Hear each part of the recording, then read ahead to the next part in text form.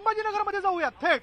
छत्रपती संभाजीनगरमध्ये आज काय घडलंय बघा। आजचा घडामोडींचा म्हणजे तिथला दिवस जो आहे तो देखील वेगवेगळ्या घडामोडींचा राहिलेला आहे। प्रभाग क्रमांक 20 हा विशेष चर्चेत राहिला, कारण मतदान केंद्राच्या बाहेर आज मतदारांनी वेगवेगळ्या पक्षाच्या कार्यकर्त्यांनी एकच गोंधळ घातला। या सगळ्या गोंधळाला आवरण्याकरता पोलिसांना मध्यस्थी करावी लागली, पुढे यावं लागलं, पण कार्यकर्ते काही केला या ठिकाणी आक्रमक ऐकत नव्हते, आक्रमक झाल्याचं बघायला मिळालं।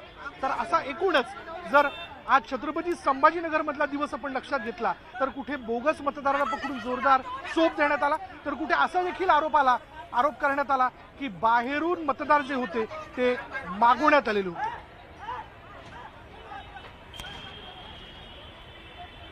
याचबद्दल आपण अधिक माहिती जाणून घेणार आहोत। आमचे प्रतिनिधी अविनाश कानडे तिथल्या सगळ्या घडामोडी आपल्यापर्यंत पोहोचवत आहेत। अविनाश, प्रभाग क्रमांक 20 नेमकं काय घडलं की ज्यातनं आपण बघतोय की तिथे मतदार असतील, वेगवेगळ्या पक्षाचे कार्यकर्ते असतील, आक्रमक झाल्याचं बघायला मिळालं।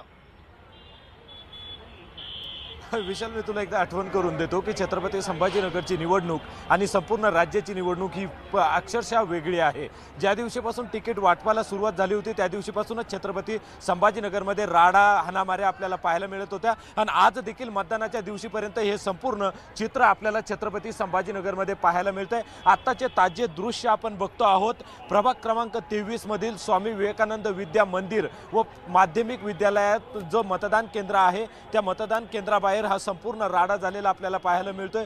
पोलीस आणि नागरिकांमध्ये शाब्दिक बाचाबाची देखील झाली आहे। नागरिक मोठ्या प्रमाणावर आक्रमक झाले, तर मतदान केंद्राबाहेर जो गेट लावण्यात आलाय त्या गेटवर कुदून आतमध्ये जाण्याचा देखील प्रयत्न नागरिक करत होते। तर नागरिकांचा एक गंभीर आरोप आहे की भाजपचे कोणीतरी एक उमेदवार आत आहेत आणि ते पैसे वाटतात, त्यामुळे आम्हाला आत जाऊ देत नाही, एवढ्या मोठ्या प्रमाणाचे हे गंभीर आरोप या ठिकाणी नागरिक करतायत। त्यांना आवरण्यासाठी पोलिसांची अतिरिक्त कुवत देखील या ठिकाणी मागवण्यात आली होती। पोलीस बंदोबस्त मोठ्या प्रमाणात या ठिकाणी लावण्यात आलेला आहे। आपण जर बघितलं तर छत्रपती संभाजीनगरच्या या मतदान केंद्रावर अजूनही मोठ्या प्रमाणात रांग लागलेली या ठिकाणी आपल्याला पाहायला मिळते आणि त्यासाठीच नागरिक म्हणतात आम्ही फक्त 20 मिनिट उशिरा आलो, 20 सेकंद उशिरा आलो तरी आम्हाला का आत घेत नाहीत। आत घेणं तुमचा अधिकार आहे, जर 5:30 वाजेपर्यंत आम्ही आलो असेल तर।